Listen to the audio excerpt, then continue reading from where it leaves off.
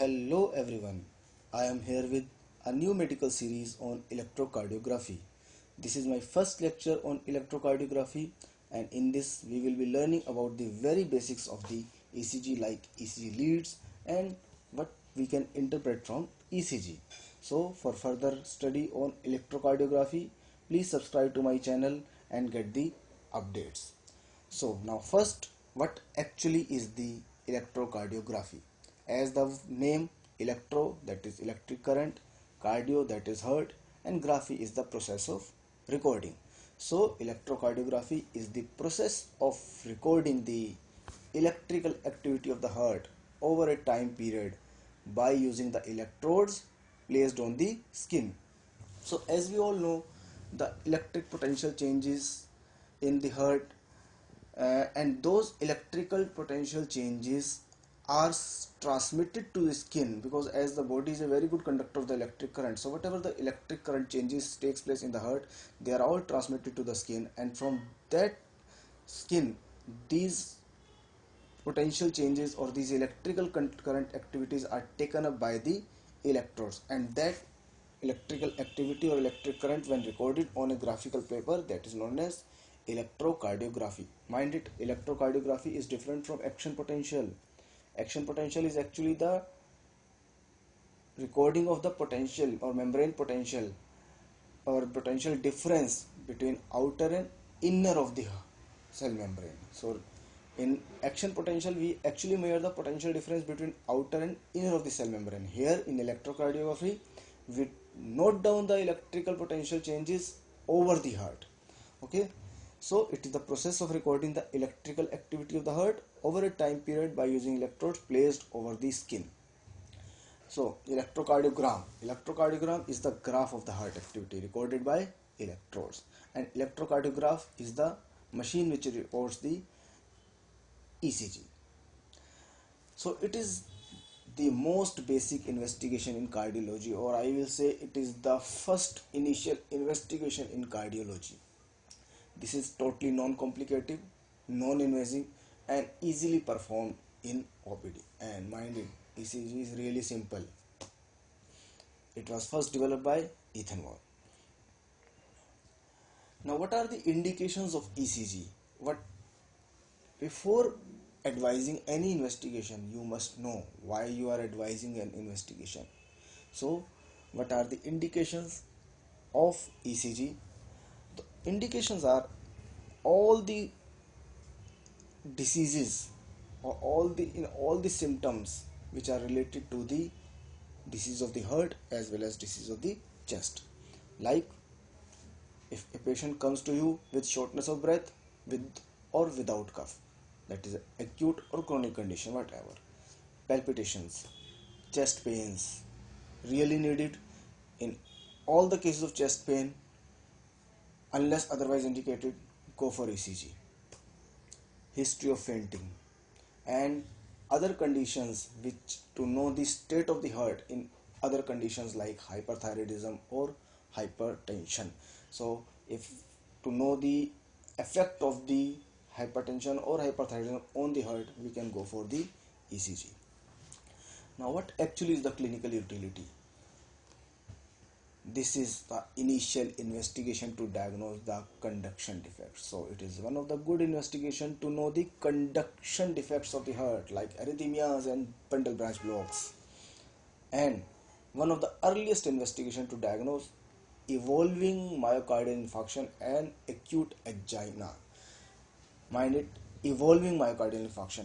When the myocardial infarction is evolving, the ECG is one of the best investigation for that. And during the acute angina changes, the earliest foremost investigation, and it can very well note down the changes in the heart during the angina. So evolving myocardial infarction or acute angina. Then to see the effect of other cardiac or non-cardiac conditions on the heart, like hypertension, COPD, pulmonary embolism, valvular heart defects. So whatever the effect of these other cardiac or non-cardiac ailments on the heart, we can go for the ECG. ECG also indicates or tells us about the toxicity of drugs like digitalis and effect on the heart in metabolic conditions like hyperkalemia, hypokalemia, hypercalcemias, hypocalcemia. In these metabolic disturbances, there occurs the changes in the ECG, and so these electrical imbalances or these metabolic imbalances can be diagnosed by the ECG also.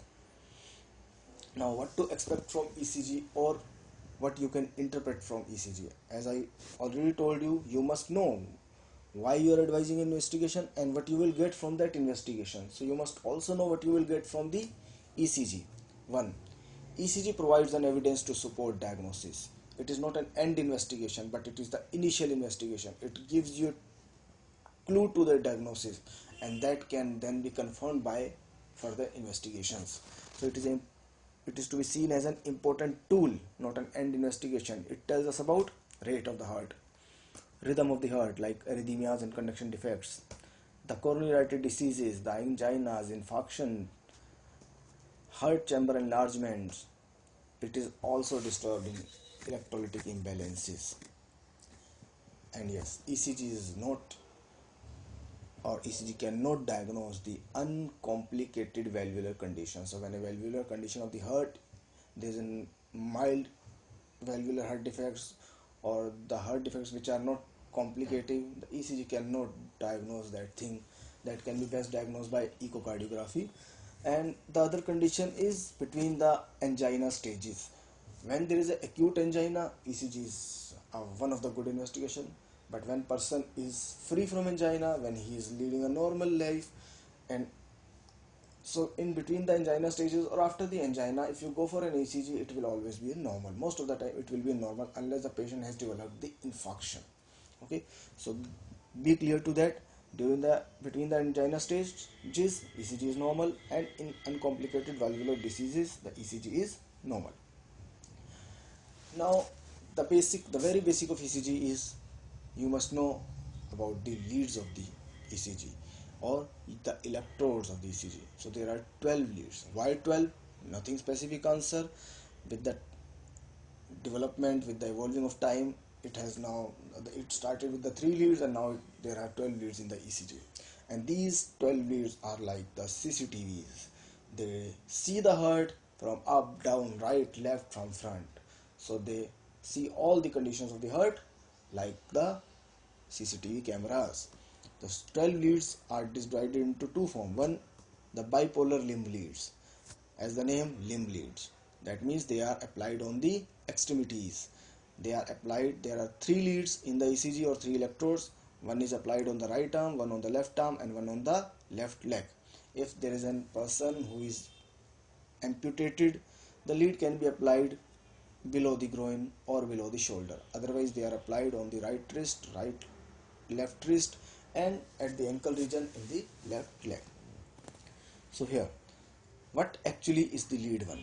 There is nothing specific a lead 1. There are 3 leads: the right arm lead, the left arm lead, and left leg lead. But in the machine, there is a setting which note down all the changes. So you need not to worry about the machine part. The machine will do what it wants to do. You just apply or place the leads on the right place. So lead 1 is, or note down the potential difference or electric voltage difference between left arm and right arm. So lead 1 is the difference of the electric voltage or difference of the potential between the left arm and right arm. Lead 2 notes down the difference of potential between left leg and right arm. And lead 3 notes the potential difference between the left leg and left arm. So these are the 3 leads, the 3 limb leads or bipolar leads. Then there are unipolar limb leads. They are known as augmented limb leads.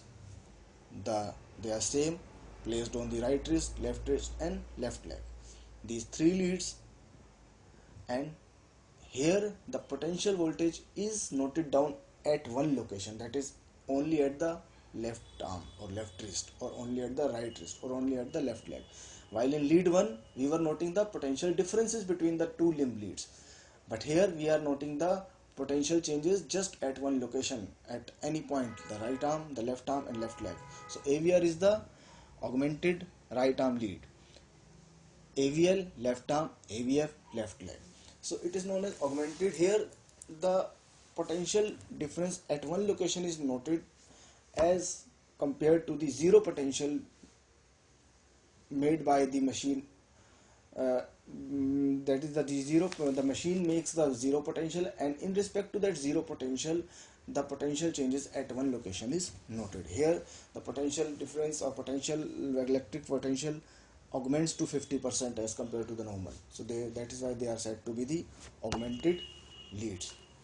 So here we have so in the machine we will be seeing only the three limb leads, which are placed on right arm and left leg.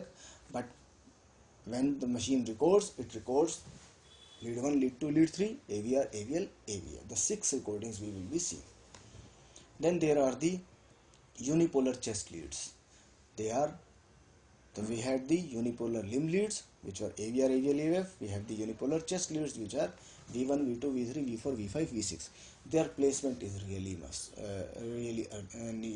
this placement is really you must know the placement, because if you wrongly place these leads, the ECG will be wrong, and you will be finding a fake readings and fake diagnosis or wrong diagnosis.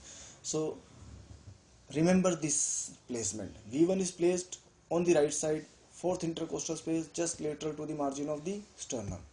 V2 left side on the fourth intercostal space, just lateral to the margin of the sternum. V4 in the mid-clavicular line at the apex beat area. V3 between V2 and V4. V5 in anterior axial line in the fifth intercostal space, left side. V6 in mid-axial line in the fifth intercostal space on the left side. Okay, so this is the arrangement or placement of the chest leads. There is another lead, that is V4R. Sometimes this lead is provided, or you can just place the V4 lead on the right side in the fifth intercostal space in the midclavicular line, and by doing this you may note the potential changes on the right side of the heart. So this may be an extra lead or may not be there. So you must remember the placement of V1 to V6 leads. Now this is the color coding of the ECG lead. You can go through it. Now before going further, a brief note of the conduction system of the heart. SA node to AV node to bundle of his to the branches to the bundle of his, the left branch then to the right branch of the bundle of his. So wave of depolarization spreads from the left bundle of his to the right bundle of his, and then to the Purkinje fibers. And so by this the electric wave of the heart moves from base of the heart to the apex of the heart, from right side of the heart to the left side of the heart. Remember this is one basic tip for ECG. The electric wave moves from the base of the heart or right side of the heart to the left side of the heart, to the apex of the heart. Now there is a Eth1 triangle, another basic point of ECG. Must remember, without this you will not be able to learn the ECG. This Eth1 triangle is nothing but the arrangement of the leads, right arm, and left leg, and this arrangement makes a triangle which is known as Eth1 triangle. Right arm, left leg, and this is by triangle lead 1 between right arm, lead 2 between right arm, left foot, and lead 3 between left arm and left foot. The direction of the arrows shows the direction of the arrow shows from negative to positive pole. Okay, so arrow is heading toward the positive pole. Now this arrangement of the triangle is for the study purposes is made in another way, that is bringing the lead 2 and lead 3 toward each other at a point where they intersect, and then bringing down the lead 1, and this will give an arrangement like this. So lead 2 and lead 3 are made to intersect each other, and lead 1 is brought to that intersection area, and here we get lead 1, lead 2, lead 3. That is a from triangle to we get triaxial diagram. So lead 1 negative to positive pole, lead 2 negative to positive pole, lead 3 negative to positive pole, and this can be further shown like this. lead 1 in series, lead 2, lead 3. So easy to remember, 1, 2, 3. From right to left we are going 1, 2, 3. So lead 1, lead 2, lead 3. Remember this diagram, it is urgent. Then the AVR, AVL, AVF representation. This is the AVR, AVL, AVF representation. Okay, remember this. Right arm, and left wrist. Simple.